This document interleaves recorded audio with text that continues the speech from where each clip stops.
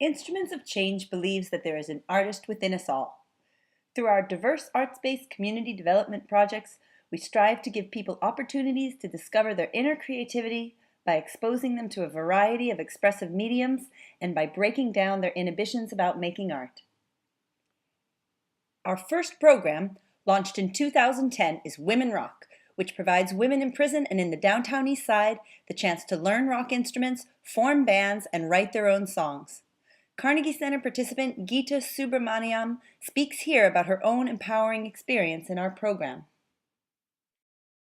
The thing that I find most valuable about Women Rock is the fact that it's sort of the anti-class for music. There's no stern teacher yelling at you, telling you what to do.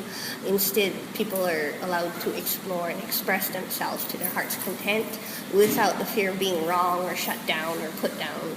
So that's great, and so natural play occurs, and through that, learning occurs, and people are able to improve themselves.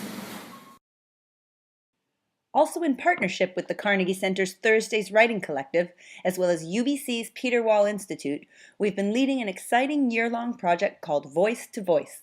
In this unique collaboration, many talented writers from the downtown East Side have created poetic texts that are being transformed into classical art songs for voice and piano by UBC composers. A performance of these 11 works will be premiered at UBC and downtown this April, and writer Gilles Seren spoke to us about what this project has meant to him. Okay, what Voice to Voice has done for me is open many doors, and doors to reading my poetry, and every time that I read somewhere, I get invited to read somewhere else. It led this afternoon to reading at Co-op Radio, and as a result of that, I've been invited to other poetry gatherings.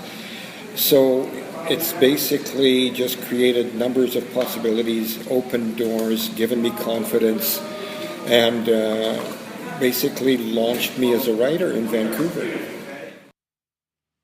Instruments of Change reaches artists from ages 8 to 80, and some of our recent work with young people includes the project Trash Talk Recycled. Here, students from 3 South Vancouver schools, as well as students at Ramana's Garden School in Rishikesh, India, are concurrently exploring issues related to trash in our world as well as in our minds. In discussions about how we all sometimes trash talk ourselves and others, they have considered more generous language and behavior alternatives.